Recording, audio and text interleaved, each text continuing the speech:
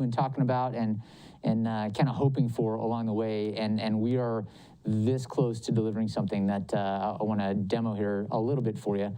Before I hand off the balance of the town hall time to Colonel Gordon and to Chief Ward-Swanigan, they'll take your answer. They'll take your questions, get to the answers. They got a couple other topics they want to foot stomp with you this Friday as we start trending into the hopefully slightly cooler fall, and keep the smoke out of the area as well.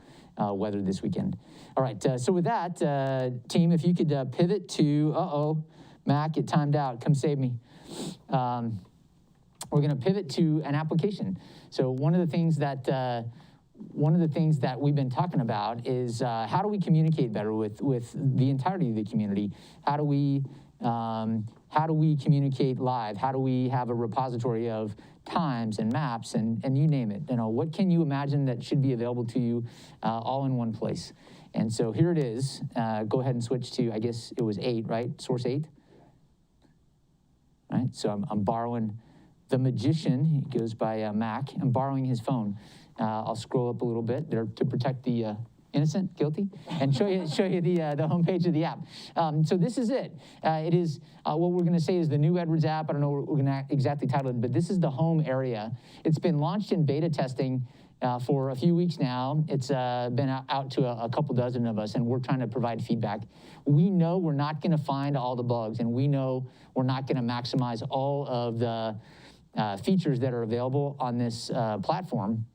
And that's why we are in we're going to quickly get through the rest of this initial testing and get it out to you so that you, the users, can tell us what's missing, what do you want to see, and what's better. How cool is that? So as at the top, it'll be, you can scroll through other things. Like, for example, you want to get to the list of helping agencies. There it is, and you can click to any of those. If you want to see what's going on and what's open for dining, you hit there. You hit there, and it shows you what's open and what's available on the base. And then a little bit further down, the next thing is what's going on with COVID. And this takes you really to what's live and posted on the Edwards Air Force Base webpage. But there it is, to include the charts that were just recently briefed at the counter-COVID cats that we have every Tuesday. So you can see, not quite in real time, but gosh darn close to real time, what the installation leaders are seeing. We don't post anything that we can't post publicly, but everything that we can, we do. There it is. You can still see I'm learning the app. And then there'll be other things in feeds in here. So at Takata 2 Central, there'll be a chat function that there'll be a place that when there's something going on and you need to talk or we need to talk to everyone at the same time, we have a chat function available here so we can set up group or broadcasts. Now, why don't you just use Facebook, or why don't you just use Twitter, or why don't you just use fill in the blank? Well, the answer is not everybody is on any one location. And so what we're going to do in those locations is we're going to put pointers or vectors into this app. The app will be available for download. It is, by the way, not the one currently available for download. That'll happen sometime in late September. We'll swap them out. And we'll put pointers to get to this app so that if there's something going on, for example, I don't know, with a thunderstorm or with electrical outage or something else that we just can't predict. I don't want to say it, but it rhymes with earthquake. This is the kind of place where you will be able to communicate in real time when the person actually driving the ship, driving the installations, comes up online and is like, I'm up, what you got for me, or do you have questions about, or do you have interface or your feedback on? And I think that's a super important feature. And it will be available to anyone and everyone, not just those that are, not just those that choose to risk their personal information to Facebook. And that's a phrase you may quote me on later. All right, and then there's other links along the way here, and then across the bottom takes you back to this homepage. There's a map of the base. This is one of my favorite features here. You can see, look, I'm actually at the PA building. So I used this the other day to figure out hours at the commissary. So sorry you're having to watch me use the phone, but here we are. So let's go to the commissary right there, and I click on the little red dot. It shows me commissary, and then it links to the hours. Now, one of the critiques that we have had in the past is that the hours posted at any one site are not necessarily the most current. And we're trying to build the back end into this so that the owner of this facility can keep a document posted online, or we can go to their website and pull in what they have updated in effectively real time. So when I asked Mac, what does real time mean? I said, is it within a couple hours? He said, it's within a couple minutes, right? So that has the capability to do that, and it'll update in real time. And it should allow the facility owner to be responsive of, hey, that's not what it shows on the app. And they can go, oh, all right, and then they can change it, and it doesn't require any front-end support from the PA team. So that's kind of a cool feature on the map. You can obviously search the site, and that's probably what I want to get to now. But this is not hypothetical. It's not a wish. It's a reality. We're going to launch it here in early October. And I can't wait to come back and do a full demo for a full town hall and start to get some real meaty inputs from you on what, where, when, and how. Now, a lot of you will say to me, well, that's nice that you're on one app there, boss, but what if I'm not in a place where I can get to my phone, or what if I don't want to put that app on my phone? That's fine. There's a similar interface that allows you to get to this via the World Wide Web, via a URL, via any web browser. So, and we are also, I'll say, confident at this point that you'll be able to access it from your desktop as well. And so that is something that there's no other platform that we're aware of that allows you to get to either via website or via an application on a tablet, on your phone, whatever, to the same data at the same time from all places. And therein lies, to me, the most powerful aspect of what I have termed one app to rule them all. And if you're not a Lord of the Rings fan, it's a great read over this long weekend, but you'll be outside because the weather's great. All right, folks, as you can tell, I'm fired up about that. I'm excited. The team here at PA, but specifically Matt Crosby's done an exceptional job, and I look forward to doing a full hour demo and take your Q&A and whatabouts and kind of a real-time mashup of some first-round updates and requirements on that. So I'm going to sign off personally for now, and I'm going to hand you off to Colonel Gordon and Chief Ward-Swanigan. They got a couple other announcements they want to make. And then remember, as always, your inputs, your questions, your suggestions, 707-412-8922 is how you get that to us. And you don't have to wait for the broadcast to be live before you start sending those in. And we have a new person whose voice you'll hear offline handling those today. It's Aggie. So Aggie, thanks for supporting it and being here. All right, team, great. Be safe. Over to you, Colonel Gordon. Thanks, guys. Copy all, sir. Thanks for the handoff. So for today, I got a couple prepared remarks. As always, joining me is Chief Ward-Swanigan. And we want to say good afternoon and happy Friday. And the first big thing that we want to talk about is today, over at the Wings Field, excuse me, we are doing our Air Force celebration. So this is kind of a unique opportunity this year. Because, again, we have Space Force and we have U.S. Air Force, and we're all underneath this umbrella called Department of the Air Force now. And so, given COVID, the team worked exceptionally hard to find a way with which to bring everybody together, to do it safely, to have a lot of fun, and to still be able to celebrate the birthday of the U.S. Air Force. So it's going to look a little bit different than what you've seen from previous times. Before, we would be in mesh dress, we'd be indoors, it'd be a big formal ceremony. This is family friendly.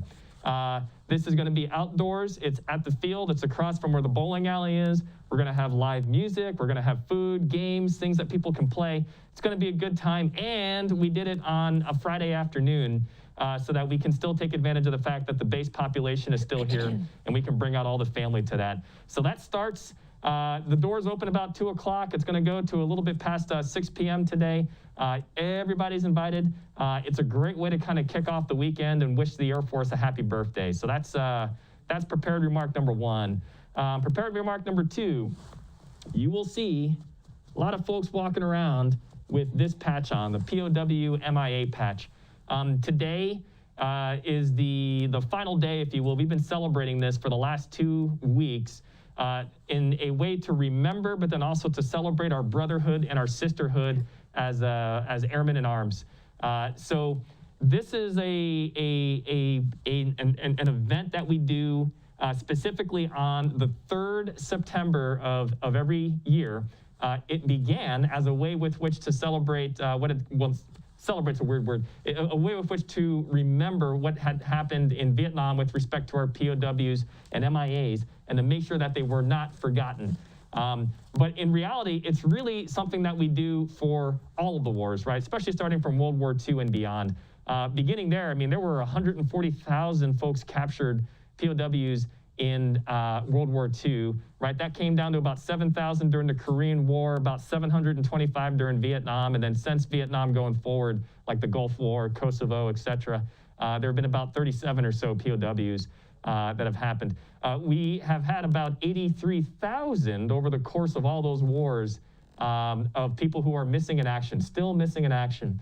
And so this is something that we do as a service to remember that call to arms, to remember the sacrifice, but then quite frankly, also to celebrate the fact that this is such a unique opportunity to serve our nation. So rare in American society today that this is something that kind of really binds us and brings us together.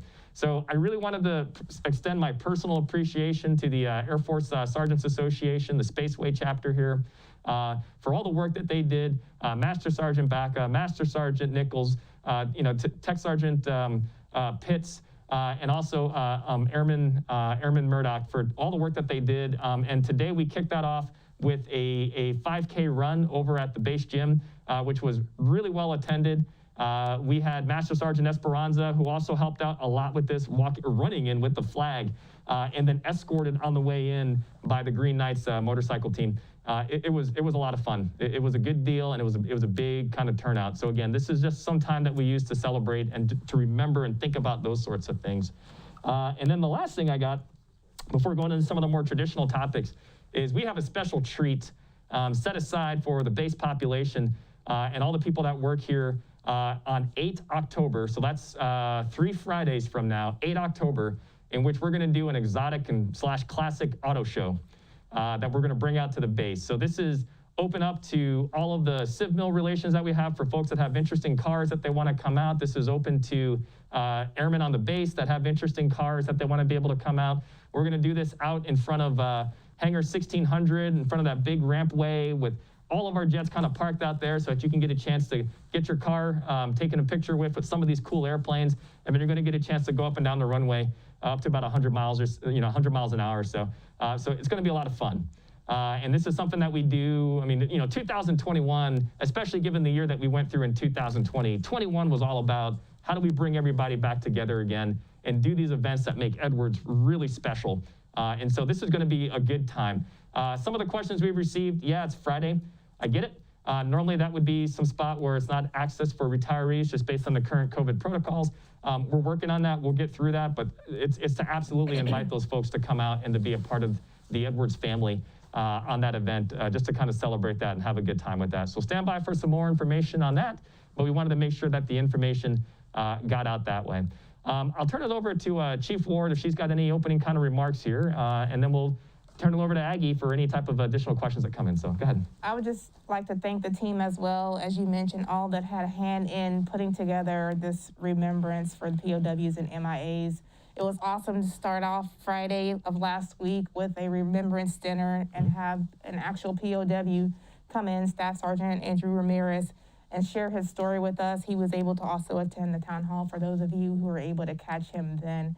And then to culminate with a 5K, which for some reason I had the crazy idea to wear a ruck vest with a weight plate in there, but I survived. So if you hear me clear my throat, it's from running with my mouth open. I'm a mouth breather, but I'm here. So if anybody was worried about me, I'm still hanging. And yeah, just happy Friday to everybody. Hopefully we can get everybody out to the picnic afterwards. So. Okay. While we're waiting for a couple last questions to come in, just a couple other opening kind of remarks. One is, so last Thursday evening, we got whacked with a really strong storm that sat directly over top of main base.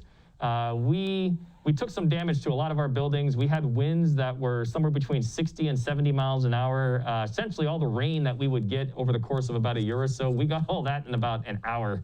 And so for the folks that were here, it was a pretty exciting instance. Luckily, no one was hurt.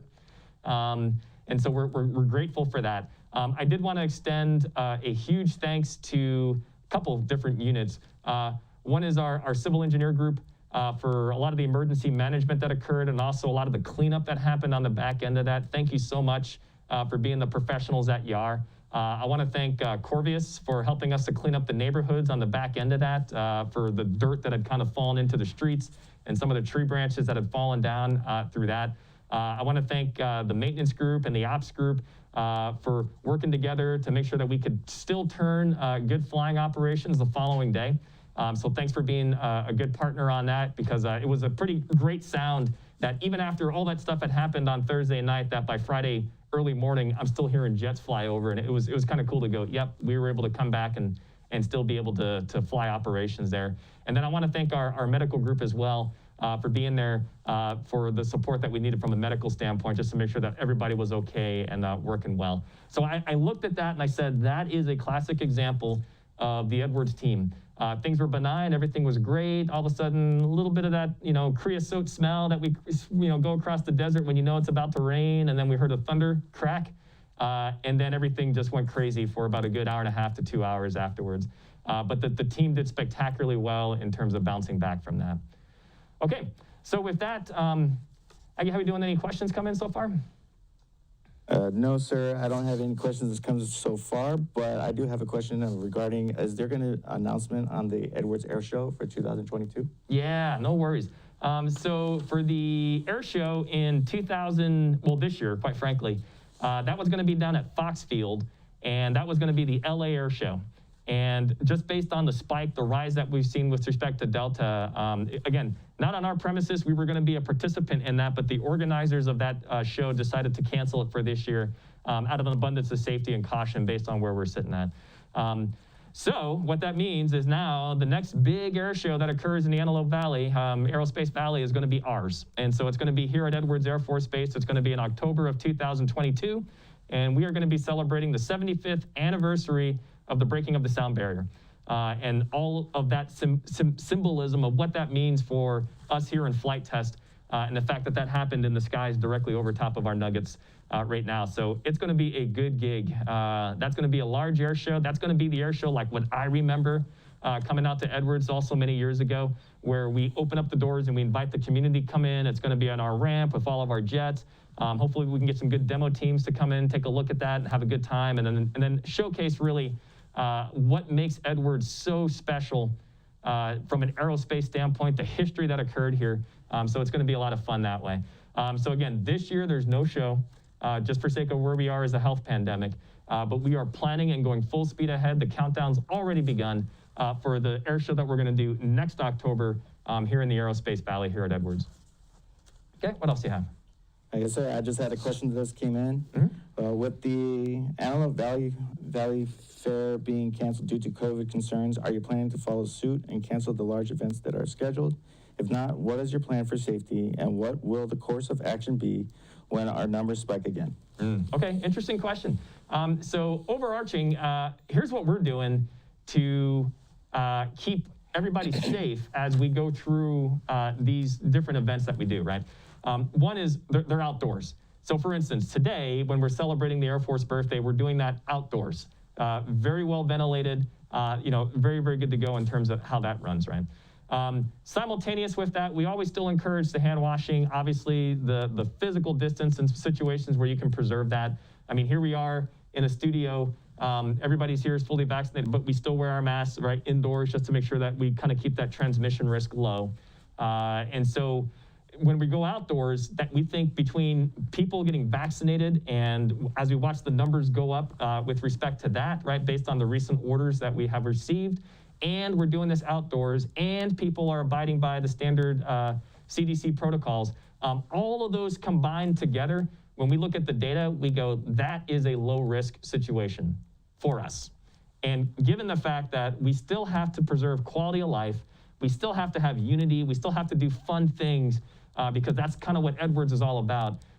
Balancing out that benefit versus the risk, we think it's a valid thing to go do. So our 8 October auto show is outdoors in the largest volume of air that we have, which is sitting out on the flight line, and people being able to space out. We think we're good from that perspective, right? Same thing what we're doing over at Wings Field today for the Air Force birthday.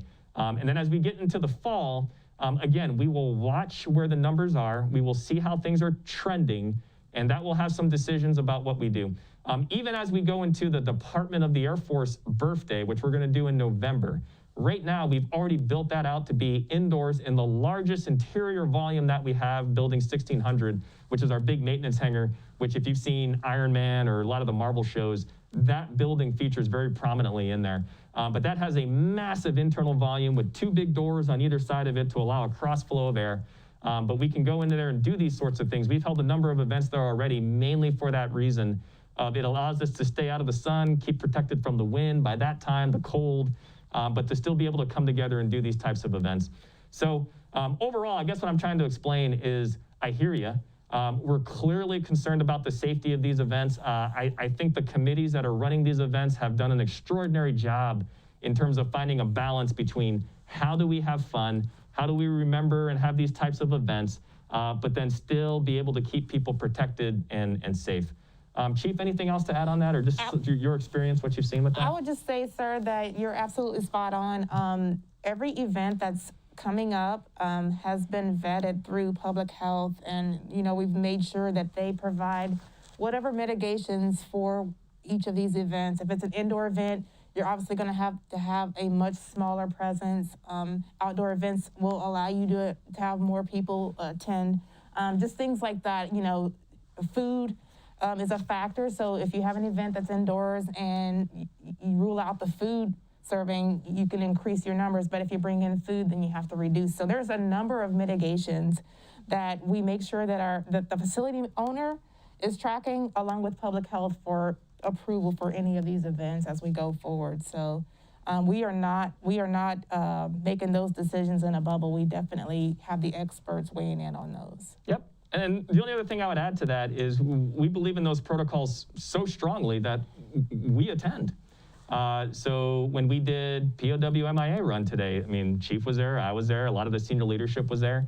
When we did the event in the Club Muroc with Ramirez, when we went through that, again, it was indoors. We spaced everybody out. It was a great time. We had fun. Everyone was safe. It was fine.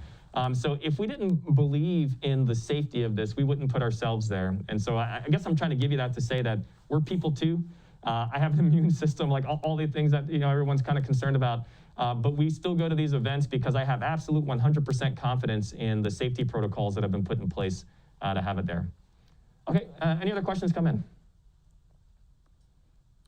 No, sir, I don't have any other questions that are coming in. Okay, no worries. So what I have here is a couple other things while we wait to see if any additional questions out there. A couple of things to clear up some issues. So one, we now have official orders in hand with respect to COVID vaccinations. So we received this directly from Pentagon, all the way filtered down through our major command staff, all the way down here to Edwards Air Force Base. And it's in regards to how we vaccinate active duty and our Guard and Reserve. So the active duty, so uniformed men and women, active duty, we are supposed to be fully vaccinated by 2 November. So that means if you're going to go via the Pfizer-BioNTech / Comirnaty vaccine, that to be able to do that, if you haven't begun that yet, you must start by 28 September, because that's the time it takes to get from shot 1, have the interval gap, take shot 2, and then have 2 weeks on the back end of that to become fully vaccinated. Any time past 28 November, September, excuse me. Yes, sir. September, then you will not, right? You will not make the 2 November deadline that we have set up.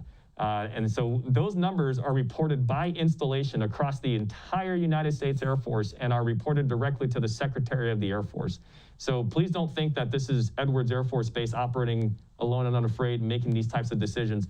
We are implementing the guidance as given to us directly from our Secretary of the Air Force, as ordered from POTUS directly. And that's going to be Air Force-wide and, in fact, service-wide. They just have different dates than what we do. So that's for the active duty. For Guard and Reservists, that date is 2 December to become fully vaccinated.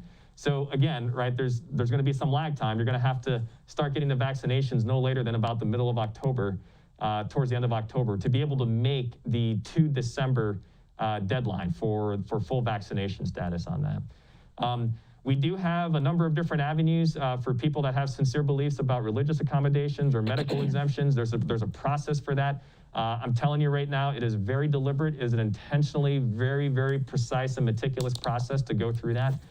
So those avenues are available for folks, but again, start with your commander or your unit director in terms of proceeding down that process to get through that. With regards to civilians, what we have right now is we have a statement from the President of the United States expressing the goal that all federal workers will be vaccinated. What we don't have yet is we don't have implementation guidance about how that is supposed to go forward. So right now, I'm strongly encouraging, and all of our unit commanders and directors are also encouraging their civilian workforce to go get vaccinated. And then as we have the implementation guidance in terms of what that looks like from Office of Personnel Management, OPM, all the way down, then we'll get into more of the details specifically about how the vaccination order will go with respect to civilians. We just don't have that yet. So at this stage, just to make it as clear and as simple as we can, active duty, Guard and Reserve have been ordered, and we have implementation guidance, and we have plenty of resources with which to do it, but you need to be fully vaccinated by 2 November for active duty, 2 December for Guard and Reserve. For civilians, right now, we're in the position of encouraging the vaccine, but we don't have implementation guidance directly. So I'll pause there, see if there's any additional questions or thoughts that come in from folks watching. Go ahead. Yes, sir. What is the current telework guidance since COVID cases are increasing and the National Guard was just deployed to Kern County due to the COVID surge? Got it. So the question was along the lines of telework. Our guidance still remains the same, which is that we encourage telework. This is one of the things, me personally, right, I see and I go, yep, the Air Force is getting this right, that we are coming up to modern standards in terms of being able to telework but still be able to execute mission. That doesn't mean that every position is telework eligible, nor is every person telework eligible. All that is going to be handled on a case-by-case basis, but the current guidance that we have from above encourages a posture to try to achieve about a 50% telework for positions that are telework eligible. Typically on a military base like ours, there are certain positions that you just can't do that, right? If you're working in highly classified environments, you're not going to be able to do that from home. If you're turning wrenches or doing kind of touch labor on our airplanes, you're not going to be able to do that from home. But there are certain positions, administrative, et cetera, that have some ability. But again, it all starts with your direct supervisor in order to initiate that process. So our position hasn't changed. And, per the direction we're receiving from our senior leadership in the Air Force, long after COVID is done, we will still be in a position as a U.S. Air Force to telework, which is a good thing, right? Because that allows places like Edwards Air Force Base to leverage great talent, even if they're not geographically located specifically where we are at. So more guidance on that can be given to you from your supervisors.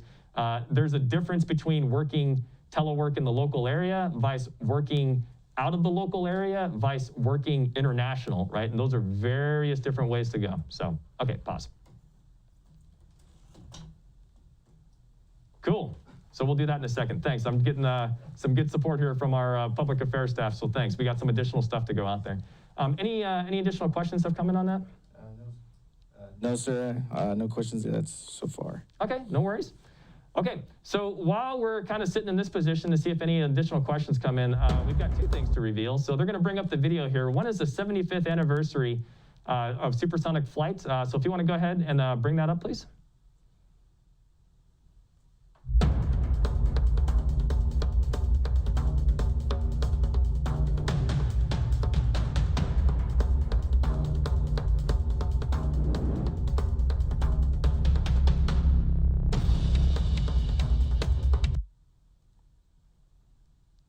Very cool. So let's take a look at the patch and kind of walk around this a little bit. One is that delta wedge shape, which just by looking at it alone, pretty cool, man. That usually denotes a high-speed flight, and that's kind of what we're all about here at Edwards, which is breaking boundaries, pushing back boundaries. So that's beautiful. On the left side, it talks about Mach 1. That occurred in 1947, obviously, with Chuck Yeager and Jack Ridley and the Bell X-1 program. That happened literally directly over top of the field for the first supersonic boom in level flight.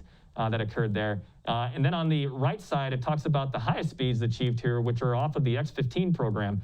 Its speeds approaching almost Mach 7, which is a pretty impressive thing. When you think about, hey, in 1947, some of the fastest airplanes were just propeller-driven airplanes that went 400 miles an hour or so, and that was really fast. To see that you broke the sound barrier in 47, and then, less than 15 years later, you're going almost 6-7 times that. And oh, by the way, we're at the dawn of the space age. That's a pretty amazing leap of technology going through. And you see some of the milestones on the bottom of the patch there, right? Mach 2, Mach 3, Mach 4, Mach 5, and 75th years of that. So you see an airplane that's near and dear to my heart, the old F-22, which is always one of the coolest airplanes ever invented in the history of mankind. I don't care what you say. And on the left side, the Bell X-1 and the X-15. So pretty cool patches. That's pretty spectacular. That's pretty cool looking. And then can we go ahead and show the logos for the 2022 air show, please?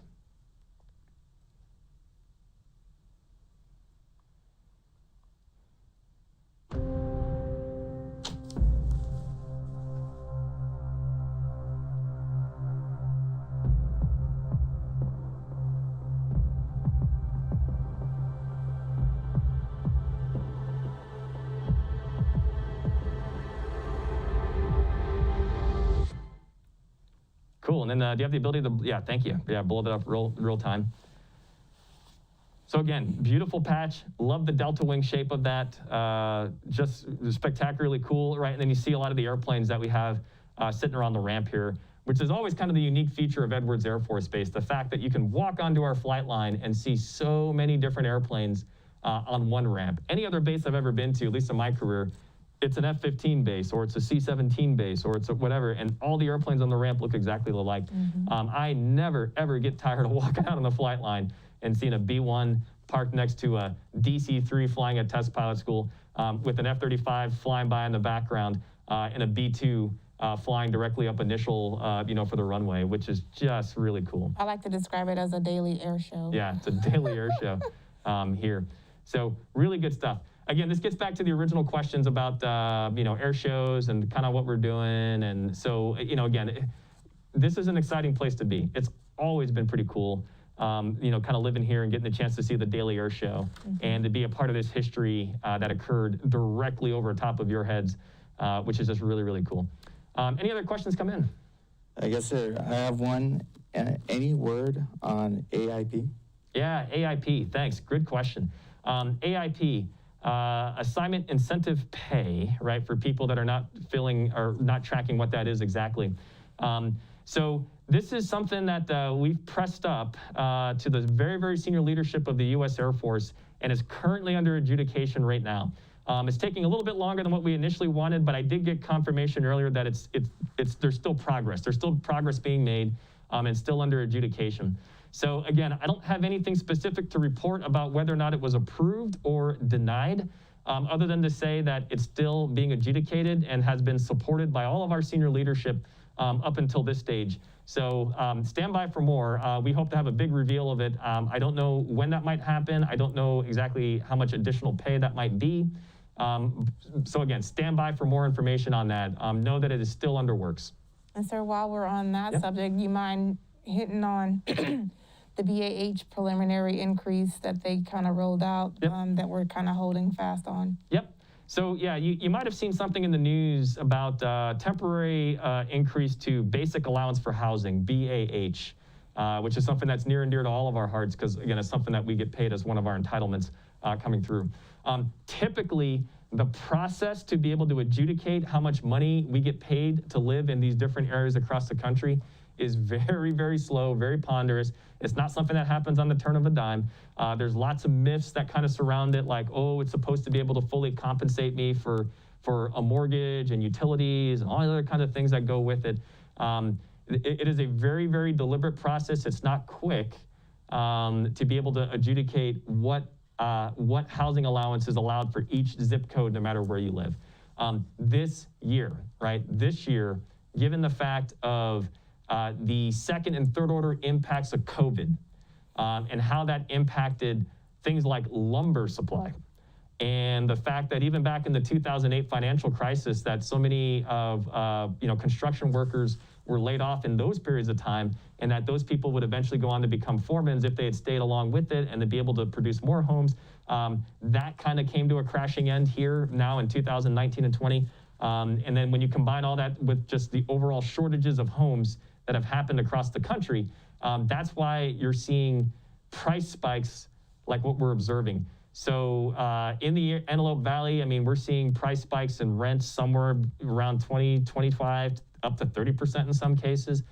We've seen the value of the homes go up by that amount as well.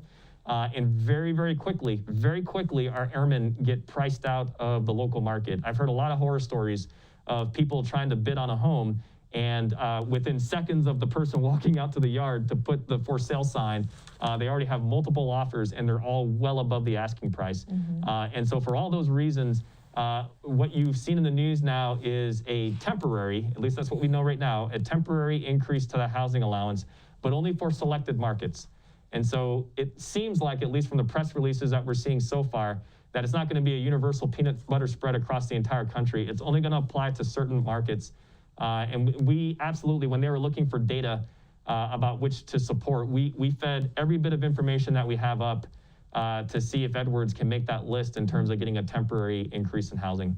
So go ahead, sorry, Chief, go ahead. And then just to kind of add on to that, I was informed on more than 2 occasions this week about the message that went out is still being worked, or the information in that message is still being worked. There was a message showing certain bases getting their BAH increase starting 1 October to get in front of the January increase that everyone will get. And it did not have Edwards in the top 5. However, from what I understand, OSD, OMB, half A1, they're all still working to determine which bases will be on the list and finalize that actual memo. So we're still waiting. We're still in a holding pattern to see who's going to come out on the list. But from what I understand, there's 52 installations that are up for consideration for a 1 October, and then everybody else will catch up in the January increase. So just to kind of give people a heads up on that. We're still kind of in a holding pattern. Even though the information was pushed out, it has not been finalized, and we're being asked to hold off for official guidance on that. Yep. So thanks, Chief. So really overall, you know, and again, this was something, you know, when we had Chief Bass come out here at the end of June, you know, one of the reasons we really enjoyed having her come out here was to be able to show, like physically show someone what it means to live at Edwards, and say, hey, look, this is what your airmen, you know, this is their life, right? And so not every base is created equally. And so in certain spots, we need some additional help to be able to kind of up the quality of life. And she completely understood that and got that.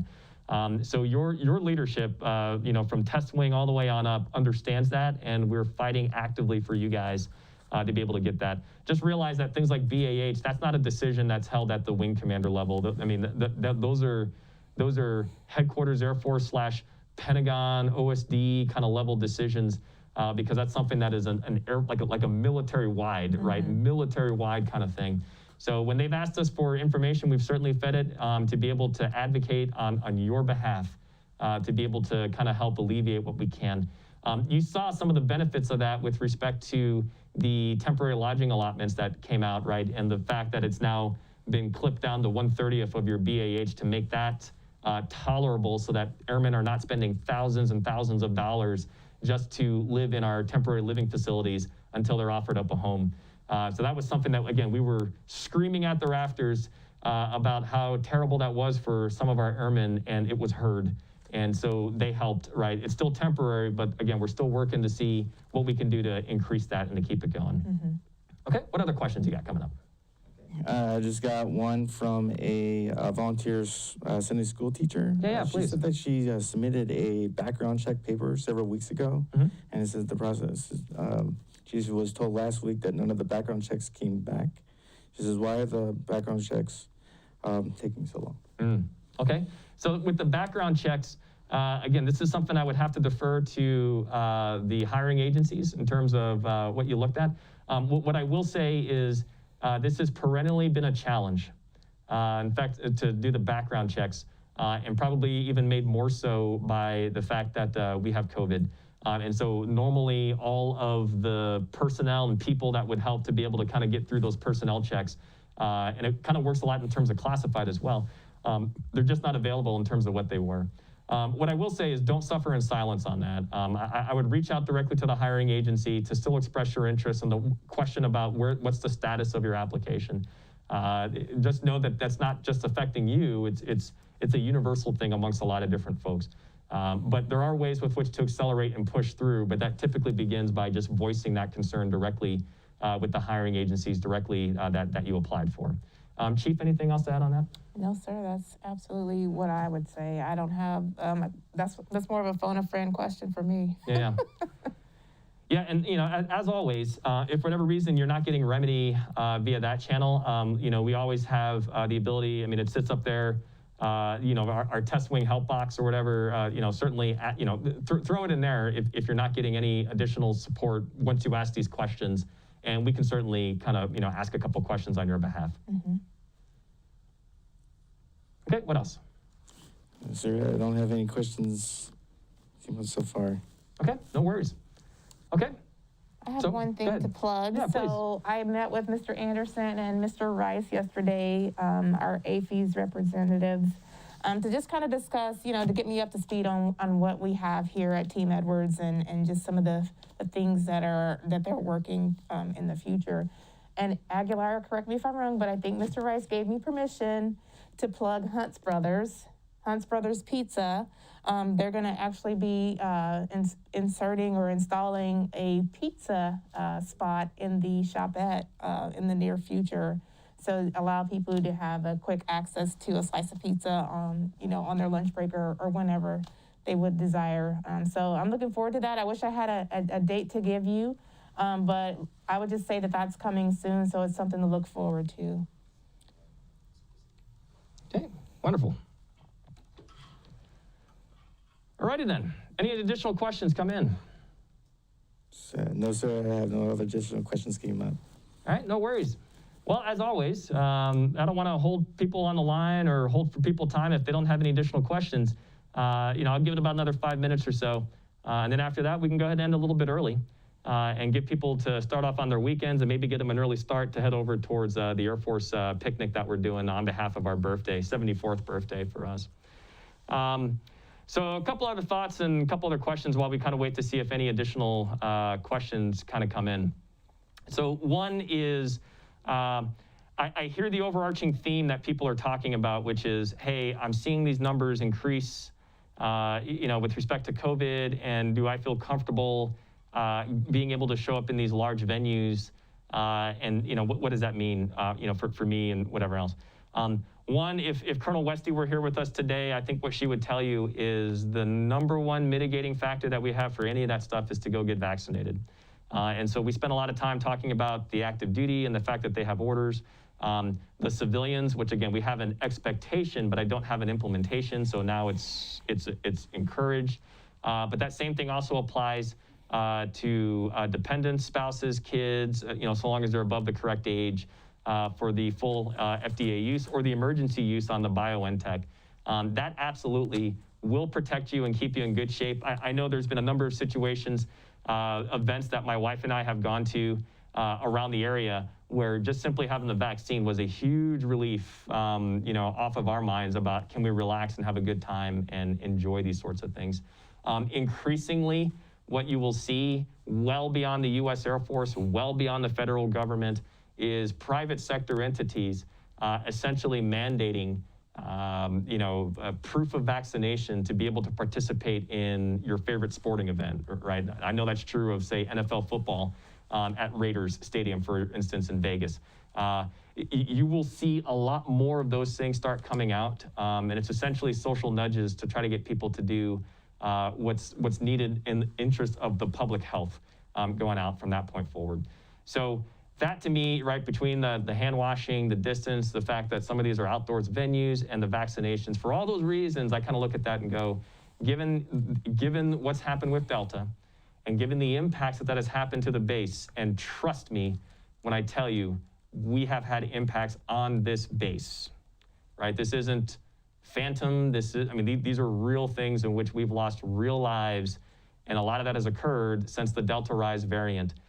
For all those reasons, this is just me as, not just necessarily as Colonel Gordon, but as Randy Gordon, just beseeching and asking people to go get the vaccine. I have seen some scenarios where people don't feel comfortable talking about their decisions about whether or not to get vaccinated with their commanders or supervisors. No problem. If you go over to the Airmen and Family Readiness Center, there's a medical professional that will stand there with you and will help you through any questions that you have. And because it's a different relationship, this is you talking to your medical provider and not necessarily you talking to your colleagues or you talking to your supervisor. We found that that is dramatically effective in getting people the right information and making the anxiety come way down about what this is. Because again, me of all people, I can certainly appreciate the echo chambers that have happened across our country, quite frankly, with respect to this issue. So I'm here to tell you, I respect that, right? I do. I respect the fact that people, for valid reasons, can have real disagreements with one another as it comes to this. What I can tell you as a federal government is we have now been ordered, at least on the military side, and imminent with respect to the civilian side. And so now the question becomes, how do we protect our population, but to do it with empathy and to be able to provide the resources that people need to be able to get this done and to be able to do it effectively, but also not lose sight of the fact that at the end of the day, we are still on the same team with one another. And I got to be able to look across the table and know that those people have my back and they need to know that I have theirs. And so for all those reasons, again, I'm encouraging you to do it. On the civilian side, the military has been ordered to do it, but what I'm also telling you is that there are resources available to you to be able to do this very humanely, to be able to do it effectively, to be able to get your questions answered, to do it non-judgmentally. That's the encouragement that I want people to get out of this. Chief, anything else to come in from that? I like what you just said, sir. I would just say that, you know, airmen these days, and to include civilians when I say airmen, they have decisions that they're up against right now, and my only request is that they make an informed decision, and that is what you just said, you know, getting the facts, getting educated by the experts, and not relying on, you know, rumors or echo chambers or anything like that. Get straight up factual information from the experts, and make sure that you do that before you make any decisions if you're on the fence about anything. But we are all, like the boss, like Colonel Gordon has said, we are all on the same page or on the same team, and so making sure that we're all on the same page about what we're dealing with is the best course of action. So. Yep, you bet. I mean, this will not be the end of the team. It will not be the end of Edwards. It will not be the end of the Air Force. At the end of the day, we are still the greatest Air Force on the planet, mainly because we have the greatest people on the planet. And when we say airmen, we mean that across civilian, contractor, we mean that across uniformed, we mean that, right, all the way through. So, okay, looks like I'm getting some head nods that maybe the question or two came in. Yes, sir. Go ahead. So what does it mean for people who cannot get the shots, and are they going to be able to do events around the base? Yeah. So this is an area that is near and dear to a lot of our hearts because we happen to know many folks on the base who cannot get vaccinated just based on, you know, pre-existing health issues or, you know, all these other kind of factors there. So here's kind of my opinion on that in terms of what that means for the groups that cannot get vaccinated, right? Right now it's the, you know, groups under 12, right, for the kids, and it's also these folks that have some pre-existing kind of health kind of conditions. I see the push to get those who can get vaccinated to get them vaccinated. I see that as a great defensive measure such that it allows for the folks who cannot get vaccinated to be able to participate in these large group settings and have a measure of confidence and safety that the people around them have a much lower chance of spreading the virus to them that way. A lot of the arguments that I've personally seen have talked about how as an individual, right, I'm a CrossFit athlete, I'm young, I don't have any pre-existing conditions. If this happens to me, I'm gonna survive it and I'm just gonna be just fine. And you might actually be true. That might actually be true for you, but it's not necessarily true for someone else that might be somewhere around you that is uninvolved, if you will, but through the series of how Delta spreads, and it's very effective in terms of spreading, you might impact someone that isn't that CrossFit athlete, doesn't have those conditions or whatever, and is much more vulnerable to these types of things. So for the folks who cannot get vaccinated, I'm sitting here with the flagpole in hand saying, I'm an advocate for you. And I want to make sure that you are protected, and that I can appreciate the fact that over this past now 18, 19 months of this pandemic, that you have felt like a prisoner.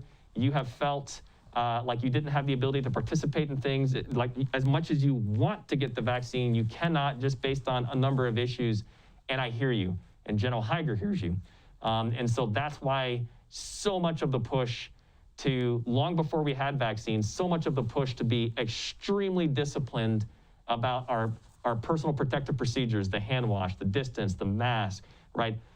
That's why even after the vaccinations came out, right, that's why the push for those who wanted to get it, because it was voluntary at the time, to make sure that we had as much vaccines as possible, and our med group did spectacularly well in providing that. And quite frankly, I think that's some of the reason why you see the mandates now coming out, so that we are protecting the most vulnerable among us, so that they can go about their business and still live happy and full lives. So we hear you. We absolutely hear you. And as day by day goes by and we see the vaccination status change and we see that uptick and that increase, I smile a little bit knowing that, hey, for the folks who cannot get vaccinated, this is a way with which to bring life back to them. Chief, anything else on that? No, sir. Okay. All right, sir, we just have one more question. Yeah, go ahead. Is there any word when civilians will be able to shop at the commissary? Commissary, fascinating. So the short answer is I have no idea. I have not heard anything specifically about civilians at commissary. So this is me kind of putting on my, vice wing educational hat, because I didn't know this for so many years of my career until coming into the vice wing role and kind of going, oh, now that makes sense to me. AFES is essentially the same thing as saying like Target or Walmart. It is a branded company that puts up a shopping area, if you will. We call it AFES or the BX or whatever. But that's a separate thing from what's DECA, right? DECA, D-E-C-A, that's how we do our the defense commissary, if you will. That's our shopping store for like groceries and food and everything else.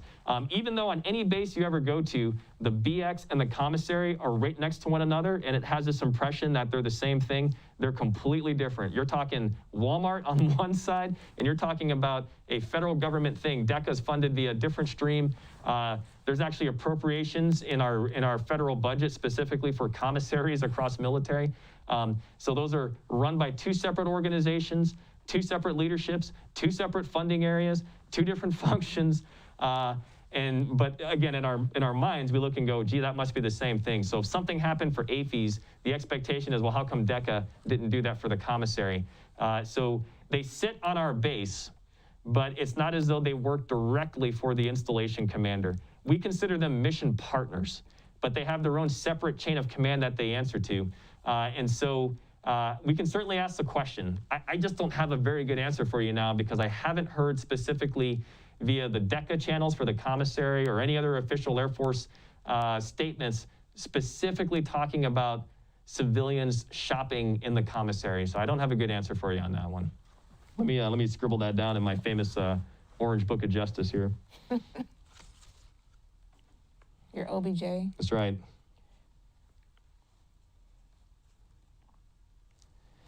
Yeah, several months ago, they made a big hubbubaloo about civilian shopping in AFES. There were some restrictions, no tobacco, firearms, alcohol, those sorts of things. But it did allow for our government civilians to be able to walk into the AFES store and to be able to pick up stuff that they would normally purchase, off base someplace else along the lines. And so far, I haven't heard anything that would tell me that that was a bad idea. Things seems like sales are pretty good, and seems like people are being respectful about not hoarding goods and walking out so that Airman Snuffy doesn't have the ability to go purchase something that they might need. So that part seemed pretty successful. It's just you're asking a question that's beyond the scope of our authority and our knowledge. So I need to go ask about that. Okay, any other questions come in? Sir, that's it. All right, well, let's see, let's take a look at Mickey. And Mickey says we're about out of time. So with that, again, I want to wish a happy birthday to the U.S. Air Force. I want to thank the members that put on the POW MIA events. It's been really awesome, right? Getting a chance to wear this patch and to think about that when I get a chance to wake up in the morning. Yeah, which remembers it is the other way around. I know, I did the same thing, Chief. It's like looking in the mirror. That's right. I want to thank